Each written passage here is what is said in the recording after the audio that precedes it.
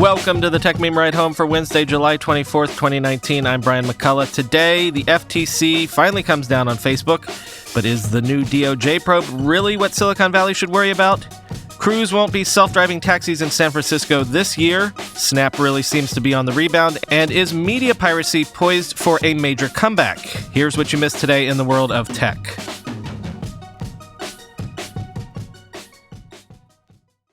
We have to begin today with news that is not really news to you, because if you listen to the show regularly, you knew that this was coming. But the FTC finally officially announced its $5 billion fine against Facebook for repeated privacy violations as a part of a settlement that requires federal oversight of Facebook's business practices going forward. This is, of course, the largest fine ever imposed by the FTC, but it's pocket change to Facebook. Blah, blah, blah. We've already litigated that. So let's focus real quick on that oversight part. Quote, the new settlement requires Facebook to establish a special independent committee within its board of directors to oversee privacy. Compliance officers approved by the board must keep watch over the tech giant's approach to data. And those officials, along with Mark Zuckerberg himself, must attest quarterly to the FTC that they are complying with the settlement or face civil or criminal penalties, agency officials said. Meanwhile, a third-party organization will be tasked with reviewing Facebook's data collection practices and those of its other services, Instagram and WhatsApp, over the next 20 years. And Facebook itself must do more to keep watch over third-party apps while reporting even small security incidents to the FTC, end quote. But, and I'm quoting from the Washington Post here, but even within the FTC, serious concerns emerged Wednesday that the punishments the government secured do not actually alter the way Facebook collects and monetizes its users' data in the first place. The fears prompted the agency's two Democratic members, Rohit Chopra and Rebecca Kelly Slaughter, to vote against approving the settlement earlier this month.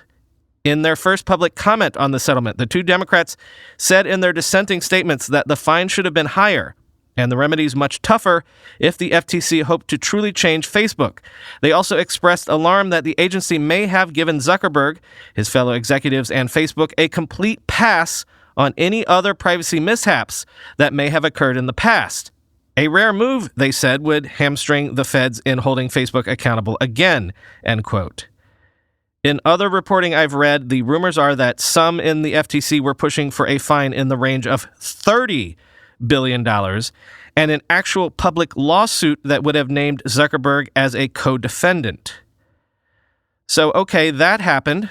And as I say, it's easy to get all of these regulatory and antitrust threads confused. So again, this fine was part of the existing DOJ FTC investigations, where between them they divvied up investigations into the big tech companies.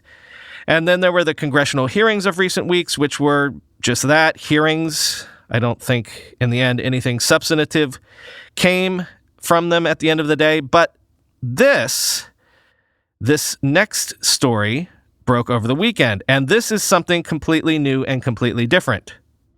The Department of Justice announced it is opening a new antitrust review of all the tech giants, Facebook, Google, Amazon, et al., and looking into whether they are stifling competition. The inquiry is described as being broad and will specifically examine search, social media, and retail services in, again, a competitive lens. So, the Facebook fine was about consumer data and for past bad behavior like the Cambridge Analytica stuff. But with this, quote, the Justice Department will examine issues including how the most dominant tech firms have grown in size and might and expanded their reach into additional businesses.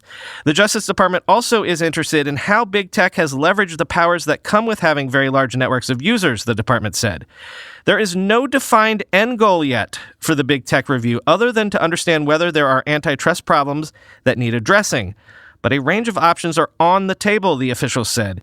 The inquiry could eventually lead to more focused investigations of specific company conduct, they said. The review also presents risks for the companies beyond whether antitrust issues are identified. The department won't ignore other company practices that may raise concerns about compliance with other laws, officials said, end quote. And so that last bit gets to how this new probe is different. To sum it up, this is specifically an investigation, the sole purpose of which is to look at if the tech companies are too big. So this isn't about narrow issues or behavioral issues or even political issues like the charges of bias and things like that. This is the holistic question of the power that tech companies wield. And I'm not saying that anything will come of this necessarily, but I am pointing out that if followed through on this line of inquiry, we're talking about something that is closer to an issue that is existential for these companies. It questions the status quo on a much more fundamental level.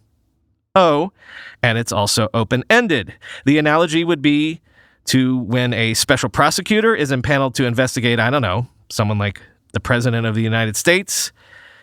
This investigation is allowed to look at everything, to turn over every stone and charge anything related to anything that crawls out from under those stones that the investigators don't like.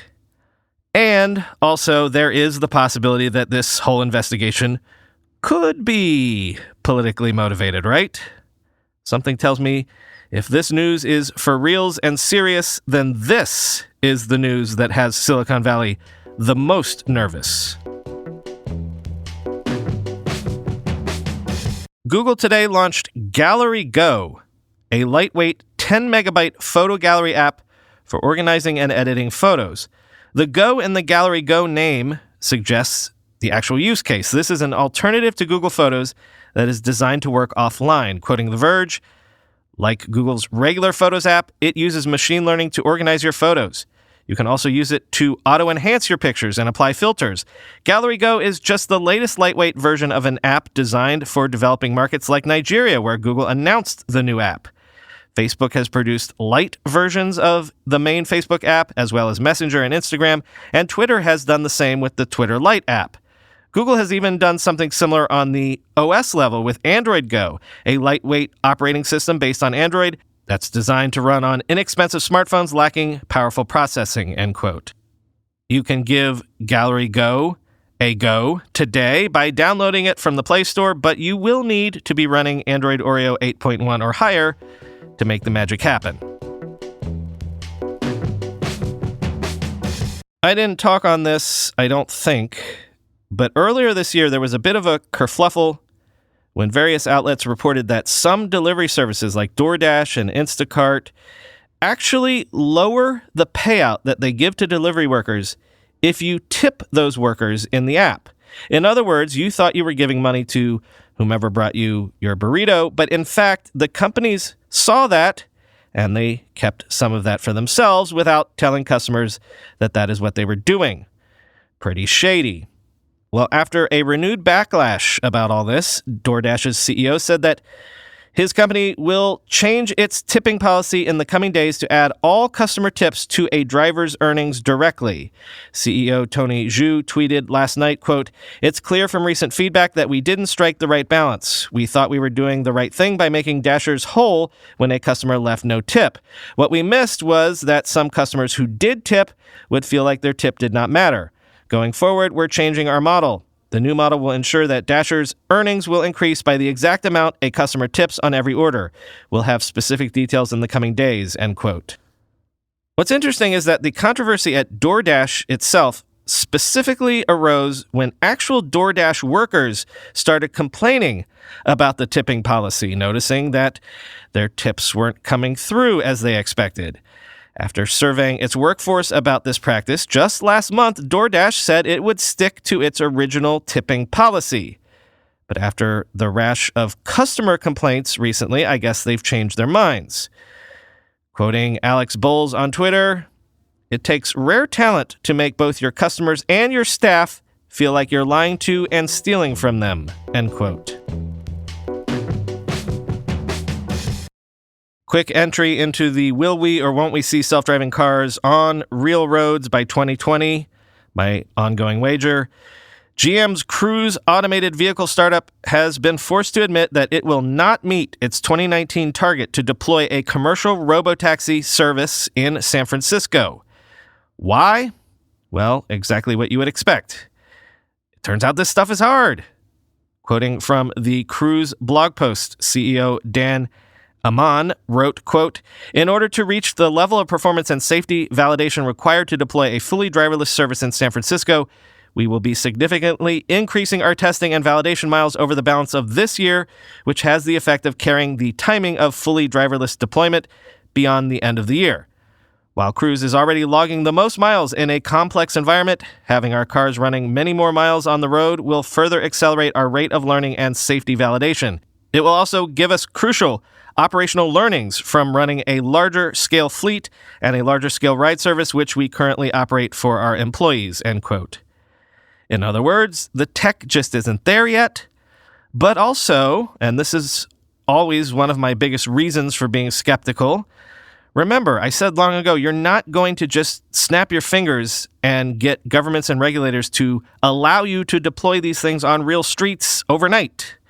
Quoting VentureBeat, "The announcement comes after reports that Cruise faced pushback from U.S. regulators over requests to waive safety standards in order to deploy driverless vehicles without controls or steering wheels. The company had hoped to have 2,500 such cars up and running as part of a controlled on-demand fleet in the coming months. Cruise isn't planning to increase the size of its roughly 180-vehicle San Francisco fleet, which it confirmed will comprise the first commercial deployment in its forthcoming ride-sharing service.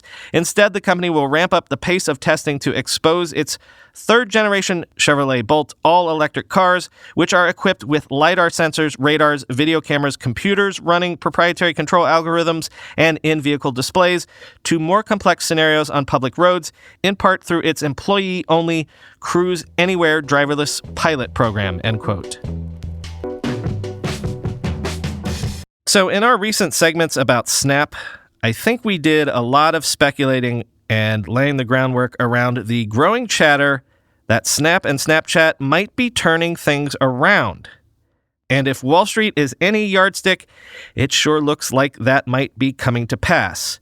Late yesterday, Snap reported $388 million of revenue, up 48% year over year, more than the $359 million estimate. And net losses shrank from $353 million to $255 million. Not only that, gross margins came in at 46% versus 30% a year ago, which is a friggin' huge jump. But, and this is key, daily active users actually grew. In fact, Snapchat saw an increase of 13 million new users. Wall Street was only expecting 2 million new users. Snap's total user base is now 204 million DAOs, which is a far cry from last year when it seemed all doom and gloom because the user base had shrunk to 188 million DAOs. And the good news doesn't stop there. Time spent watching Snapchat shows has tripled since 2018, and increasingly, time spent in an app on a platform is a metric that is more meaningful to Wall Street than even DAOs or MAOs. Quote, "The growth in our community, engagement, and revenue is the result of several transitions we completed over the past 18 months," Snap CEO Evan Spiegel said in a statement. "We look forward to building on our momentum and making significant ongoing progress in each of these areas," end quote. Indeed, several of the things that we have spoken about in the past few months have come home to roost for Snap in a good way. The redesign of that disastrous Android redesign to the app has happened, and users seem to be pleased. And those lenses, the AR sort of puppy face lenses, the rainbow lenses, the gender swap lenses, the baby face lenses, they have drawn the users back in a big way. At the time of this writing, Snap shares are up 15% on the day at around $17 per share, which was the price that Snap went public at. Snap's all-time low stock price was $4.99 on December 21st, so we're up around 200% since then. Finally today, the streaming wars from a different angle. Owen Williams and others have been warning about this for a while now. But if we really are about to enter a world where video content will be chopped up and stuffed behind different pay silos, and you won't know what service to subscribe to if you want to watch Friends, or what service to subscribe to if you want to watch Batman Begins, well, then maybe, just maybe, in that sort of a scenario, piracy will make a big comeback. And guess what? Let me introduce you to a thing called Plex, which allows consumers the ability to set up their own streaming servers to share media, which anytime you're sharing media, that might include pirated content, right? Here's how Plex works, according to The Verge. Plex, a company that sells media server software, has found itself in the strange position of being the answer to that problem. It has two components: the piece of software that organizes your media on your computer's hard drive, and the client-side program that lets you and your friends and family stream that content from wherever you are on just about any device. It's clean, it's beautiful, it's extraordinarily simple to use. It looks a little like Netflix, except all of the content is custom, tailored by the person running the server. In the company's words, both pieces of its software are, quote, the key to personal media bliss. What Plex doesn't say, however, is how that bliss is achieved, because what's on Plex servers is populated by people. Most of the commercial content you'll find there is probably pirated. And this is the main tension of using Plex. While the software itself is explicitly legal, the media that populates its customer-run servers is not, at least the stuff protected by copyright law. The company, of course, doesn't condone this particular use of its software. A spokesperson provided a statement that read, in part, quote, Plex supports content creators and does not condone privacy, end quote, before directing me to its terms of service page, end quote. So this is old school internet, or at least early 2000s era internet. Makes one get all nostalgic. Apparently, people are trading invite-only access to their Plex servers. If you don't know somebody who knows somebody, you don't get access. Everyone pools and shares their existing media, and voila, it's a little bit Napster, a little bit Fight Club. Again, full-on nostalgia. But the lesson, of course, is the same as it ever was. People just want what they want right now, especially in media. No different services to sign up to, no hunting around for who has the content you want. People just want frictionless consumption, unlimited selection, instant gratification. I wonder if we're about to learn that lesson all over again. As Owen Williams himself notes, media piracy has been in steep decline over the last few years. But will that last? Quote, it's early days yet, and perhaps piracy won't come back in a big way, but it's hard to overstate how simple it seems compared with signing up to a bunch of fragmented, disconnected services. If we're having this conversation now, before Disney Plus, Apple TV Plus, and every other service has launched, it's going to be fascinating to see how it plays out, end quote. So yes, I am back, y'all. The Pacific Northwest is truly God's country, and it was beautiful and peaceful and a great week, and my little family had our first true vacation not involving a trip to one grandparent's house or another, and somehow we managed not to get on each other's nerves too badly. So we're back.